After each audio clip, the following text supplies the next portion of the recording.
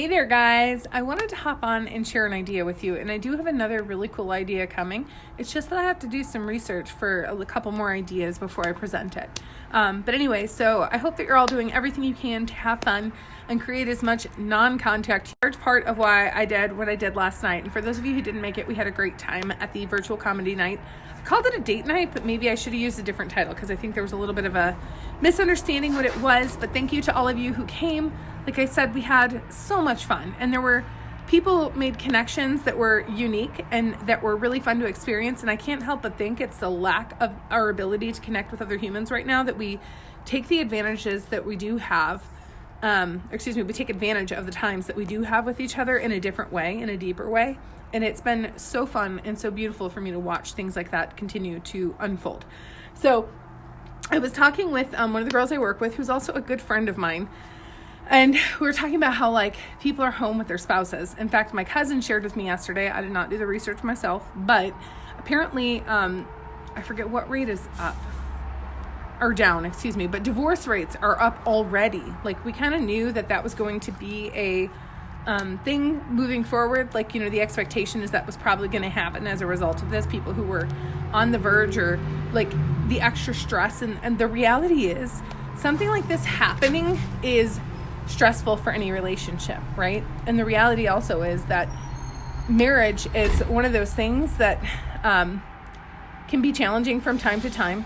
And something like this is meant to shake you. And the value of a marriage or a friendship or your relationship with your kids or with anybody for that matter is based on your ability to make it through times like this, not just to make it through good normal times where it's everything that we're used to. And granted, this is a much bigger scenario than probably anything we will ever experience in our lifetime, but it's what we make of it, and it's how we deal with it, and it's the who you are is what really comes out during this time.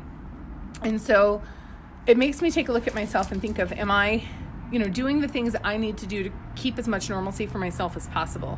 And even more importantly, am I doing the things that I can to connect with the people that I would normally be connecting with that I'm no longer able to for one reason or another? And so specifically in marriage, I was talking to her and I just got goosebumps from head to toe. That's one of those moments where that what you are feeling and saying in that moment is something that absolutely needed to be said and needed to be shared. And it was kind of a magical moment. And so we decided that I would share it with you guys today. And so I had told her, plan a date night. I get that you're together and that you're talking and your conversations are different, because that's exactly what the conversation was. She was telling me how she's loving all the time she's getting with her husband, but that it's different because normally you're talking about work and what the kids are doing and what all these things that are normally a part of your daily life that aren't happening. And therefore there's not that much to talk about anymore, in regard to that stuff, right? The only thing to talk about is what you're watching on TV and COVID-19 and how it's impacting your family. Well, that's a relationship killer for sure with anybody and everybody. It's not there comes a point where I get wanting to know the information for sure and be aware of what's going on so that you can use it to protect yourself or to project for your family how you're going to get through some of the challenges that we're all being faced with right now. But at the end of the day, you can't let your life revolve around it. That's just not going to work, and you're not going to come out of this happy, and the impact to your life will be bigger for the constant focus on it. And so creating something to talk about, right? I had mentioned, number one, what if you went back to the dating phase? Do you remember when you were dating your spouse and you, instead of having a daily life to get caught up in and talk about, which by the way is probably part of why so many marriages don't work in the first place, we forget to dream together the way we did when we started dating. And so what if you went back to that? What if instead of focusing on what's going on now, especially since it's not all that fun or interesting, what if instead you focused forward on the life that you're going to create forever? What if this was a time to recalibrate and reevaluate from where you're at? Because a lot of times the where we're at isn't where we thought we would be in the first place. Sometimes for the better. I would go with even mostly for the better, because everything happens for a reason.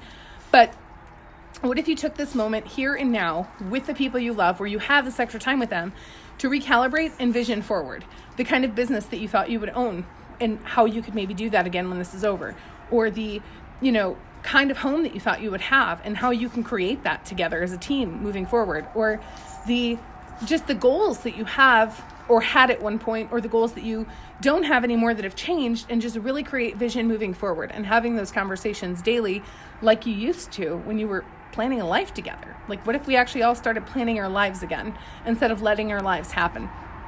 And then the other part of it, which I already kind of said, was, what if you put the kids to bed early and had an actual date night? Like, I'm talking like actually get dressed up, not, change from your day pajamas to your night pajamas and eat whatever's easy. I'm talking like do something romantic, like put it on the calendar, plan ahead for it. Both of you get dressed for it and make a plan of what you're going to do. And if it's a game or it's a movie or it's a conversation or it's like, it doesn't matter what it is, but plan an activity together and go on an inside date. And maybe your inside date ends up outside on your patio with wine, like whatever it is that you decide to do with it is your choice. But take advantage of the opportunity to do the things that we oftentimes say we want to do. I mean, I feel like that topic keeps coming up, but there's just so many things that we want to do, that we have these great ideas, or we, see the value in, that we literally just don't have the time to do. And so now's our opportunity to create them maybe a little differently, but create them anyway, and not let this stop you from living your life, and not let this completely consume you. Because there's a degree, like I said, to which where it's important to know what's going on. It's important to know what you need to know to protect your family. But then there's a point of obsession where it is literally every focus of your life. And that's not good for you either. So I hope that you guys all have a good day and that you find some value in this, whether you're in a relationship or not. Set up a video chat date with somebody, or like whatever it is you want to do to create something beautiful for yourself to take out of this. Have a great day, guys. Bye.